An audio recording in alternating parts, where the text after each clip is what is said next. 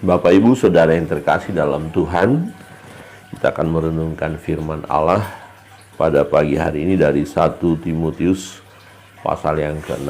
Secara khusus kita mau melihat satu nasihat supaya kita tidak memikirkan sesuatu untuk memperkaya diri kita, ya. Jangan rakus, jangan serakah untuk memperkaya diri, sebab dengan keinginan untuk memperkaya diri sendiri akan terjebak kepada kehancuran. Dan ya, kita tahu peristiwa-peristiwa yang akhir-akhir ini banyak sekali terjadi, yaitu korupsi, ya ingin memperkaya diri padahal sudah kaya, tetapi ada ketidakpuasan, ingin lagi, dan akhirnya jatuh dan menghancurkan diri sendiri.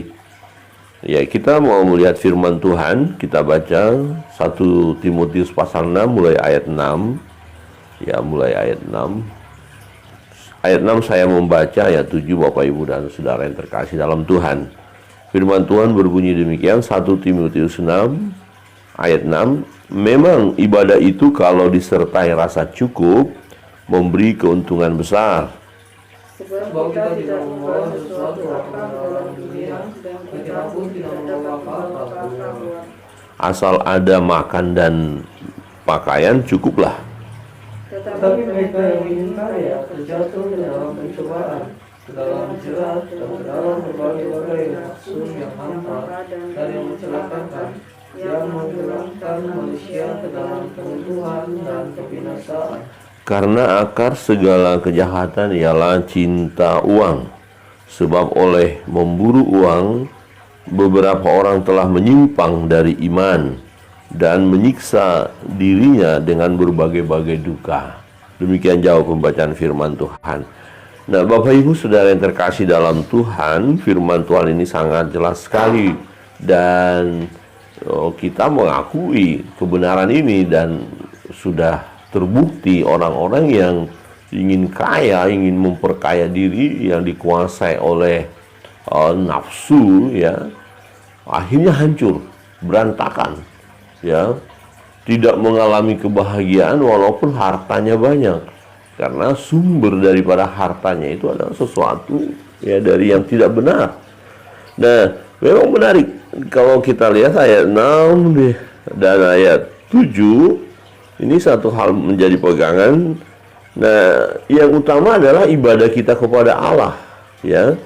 Memang ibadah itu kalau disertai rasa cukup memberi keuntungan besar, sebab kita tidak membawa sesuatu apapun ke dalam dunia, dan kita pun tidak dapat membawa apa-apa keluar. Asal ada makan dan pakaian cukuplah. Nah, bukan berarti kita, kalau gitu hidupnya pas-pasan saja, ya berkekurangan tidak apa-apa. Bukan.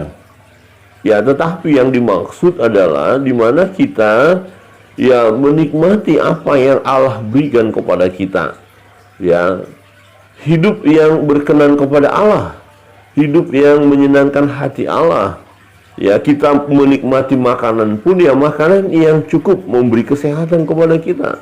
Ya, bukan makanan yang memuaskan hawa nafsu kita, akhirnya membuat kita ya tidak bisa mengontrol diri tentang hal makanan, ya.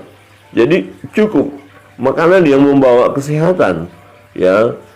Bukan berarti kalau makanan kita nggak boleh makan yang agak mahal sedikit, nggak boleh, bukan begitu.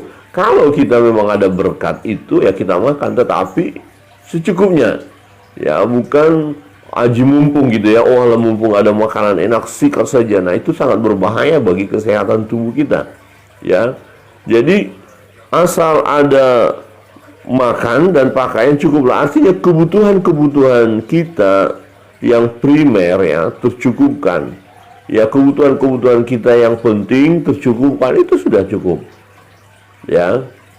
Yang dimaksud adalah kita harus mengendalikan diri. Jangan sampai tidak puas dengan apa yang ada pada kita dan ingin lebih lagi, tetapi dimotivasi atau didorong oleh ya keinginan daging, ya, yang menguasai kita. Bukan lagi menjadi satu kebutuhan, tapi keinginan ya untuk lebih lagi. Akhirnya apa? Ya, akhirnya manusia itu tidak dapat mengontrol diri dalam melakukan atau mencapai apa yang dia inginkan. Nah, satu contoh tentang kekayaan, ya, dikatakan di ayat 9. Tetapi mereka yang ingin kaya terjatuh ke dalam pencobaan. Wah, mungkin kita berkata kalau begitu kita nggak boleh kaya dong. Bukan nggak boleh kaya. Ya, Tuhan berjanji bahwa kita adalah orang-orang yang diberkati. Ya, orang-orang yang dipelihara Tuhan. Ya. Nah, tetapi yang dimaksud di sini adalah suatu keinginan yang besar, ambisi yang luar biasa, ingin kaya. Nah, akhirnya apa? Ya, mereka jatuh dalam pencobaan. Tetapi mereka yang ingin kaya terjatuh ke dalam pencobaan. Bagaimana saya supaya jadi kaya? Nah itu. Jadi cara untuk menjadi kaya itu akhirnya keliru. Nggak peduli cara apapun, entah halal, haram, apakah, nggak ada peduli. Sikat saja. Wah, main tipu-tipu, silakan. Ya, bohong-bohong, ya korupsi, manipulasi data. Ya, silakan tidak membayar pajak. Ya, silakan, pokoknya uang saya, kekayaan saya tetap utuh. Padahal nanti kalau mati nggak dibawa, ya kan? Itu diingatkan oleh firman Tuhan. Tetapi begitu luar biasa, ya, memegang harta yang luar biasa, ya. Nah, akhirnya apa? Jatuh ke dalam jerat dan ke dalam berbagai-bagai nafsu yang hampa dan yang mencelakakan. Jadi kalau ada ya ambisi kita untuk kaya, hati-hati, kita akan celaka. Ya, dan kita akan pegang itu harta kita, uang kita. Kita nggak rela bersedekah, memberi kepada yang lain. Ya, karena tujuan kita bagaimana harta ini supaya menumpuk. Nah, kalau kita lihat peristiwa-peristiwa yang terjadi, Bapak Ibu, mereka-mereka yang akhirnya ya ditangkap oleh KPK, diperiksa oleh KPK, apakah mereka orang-orang yang gajinya kecil? Oh, enggak, mereka gajinya besar. Apakah posisinya kecil, rendah? Enggak, posisinya besar. Itu kan kenapa masih terjebak kepada korupsi? Ya, ingin memperkaya diri, ini yang dimaksud. Jadi jatuh ke dalam jerat, ke dalam berbagai-bagai nafsu yang hampa dan yang mencelakakan. Akhirnya nama baik hancur, masa depan hancur, reputasi hancur, memalukan.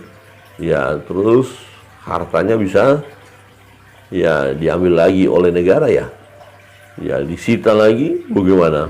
Ya, dan dikatakan yang menenggelamkan manusia ke dalam keruntuhan dan kebinasaan. Ya, akhirnya fokusnya hanya kepada harta, uang.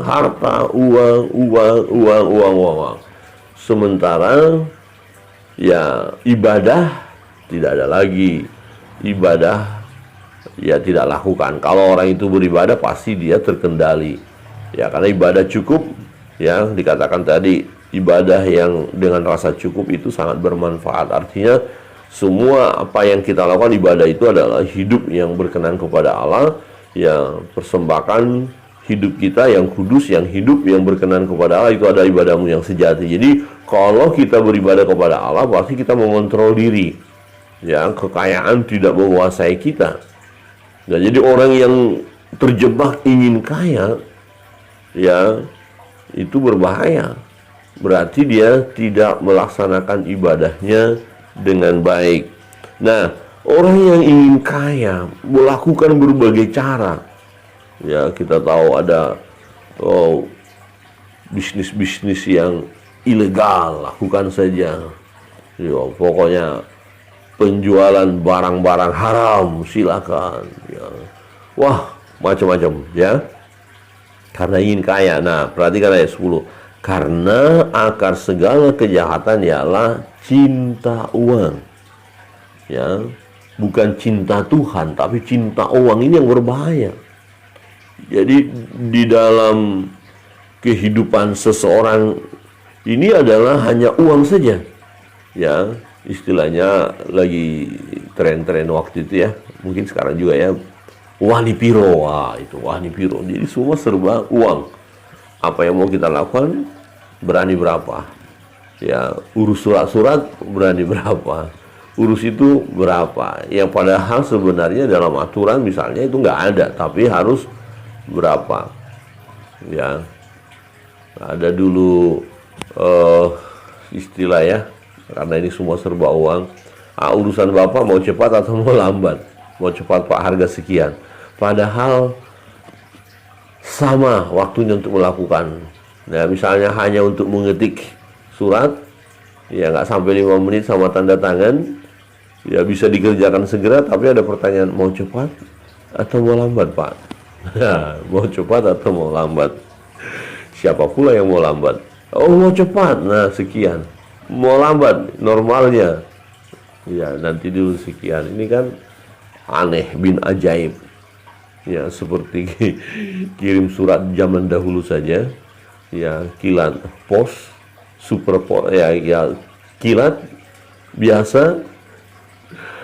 Ya, karena itu wajar, karena kalau biasa lewat darat, cepat itu lewat udara. Ya, berarti ada harga yang harus dibayar. Tapi kalau hanya mengurus yang lain yang semestinya harus 1 hari bisa, kenapa menjadi 1 bulan? Ya, supaya bisa 1 hari, ya mengertilah ya. Jadi karena akar segala kejahatan ialah cinta uang. Sebab oleh memburu uanglah, perhatikan, oleh memburu uanglah beberapa orang telah menyimpang dari iman dan menyiksa dirinya dengan berbagai-bagai duka. Menyimpang dari iman, tidak lagi berjalan dalam kebenaran. Tidak peduli mau benar mau tidak, sikat saja pokoknya dapat uang. Bahkan juga menggunakan kuasa gelap, ya perdukunan, ya pesugihan supaya kaya, lakukan itu. Ya, menjatuhkan bisnis orang lain. Wah, ini hancurkan bisnis orang lain supaya bisnis kita yang naik. Kalau misalnya ada warung makan begitu atau toko kok itu laris, apa itu, kenapa buat laris mereka? Maka buat sesuatu supaya menghancurkan orang itu. Wah, ini supaya saya yang laris. Jadi penglaris. Wah, ini bukan cara anak-anak Tuhan, bukan cara orang percaya. Nah, itu yang dimaksud akhirnya menyimpang dari iman dan menyiksa diri dengan berbagai duka. Jadi menyiksa diri ya harusnya jam tidur dia nggak mau tidur, kurnya terus. Kalau boleh 24 jam itu kerja, mikirin uang, bagaimana dapat untung, nggak ada istirahat. Nah, itu kan menyiksa diri namanya. Nah, supaya dapat uang terus. Nah, Bapak Ibu Saudara yang terkasih dalam Tuhan, jangan kita terjebak menjadi pribadi yang cinta akan uang. Kalau kita terjebak menjadi pribadi yang cinta akan uang, berarti kita sudah masuk dalam kejahatan. Ya, kita akan lakukan segala cara untuk uang. Kita memburu uang. Ya, kita tidak peduli lagi kepada Tuhan. Kita tidak peduli dengan ibadah. Yang hanya ada dalam hidup kita adalah uang, uang, uang, uang. Bahkan rela, ya, orang-orang yang terdekat dengan kita abaikan demi uang. Ya, orang-orang yang terdekat dengan kita abaikan demi uang. Sangat berbahaya. Jadi Bapak Ibu, mari kita belajar mencukupkan diri kita apa adanya. Bukan berarti tidak berusaha, bukan berarti tidak bekerja, loh, jangan salah. Ya, tetapi kita lakukan semua harus dalam kebenaran. Dalam kebenaran. Jangan sampai kita terjebak untuk mencari kekayaan. Akhirnya apa? Berbagai cara kita lakukan. Ya, berbagai tipuan kita lakukan. Korupsi kita lakukan. Jangan, ini sudah berbahaya. Negeri kita ini secara khusus, waduh, angka korupsinya luar biasa. Ya, mereka yang korupsi lagi-lagi bukan ya pejabat rendahan atau kecil, bukan orang yang nggak punya, bukan. Sebenarnya sudah cukup, sudah kaya, tapi kurang kaya lagi, ingin kaya lagi. Kalau ada orang yang sudah nilainya rupiahnya masa nggak kaya sih? Udah kaya itu, ya hartanya sekian M, bahkan ada 1 T, waduh 2 T, wah triliun ya.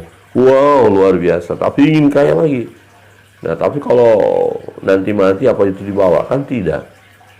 Nah, untuk itu Bapak Ibu Saudara yang terkasih dalam Tuhan, mari kita serahkan hidup kita kepada Tuhan.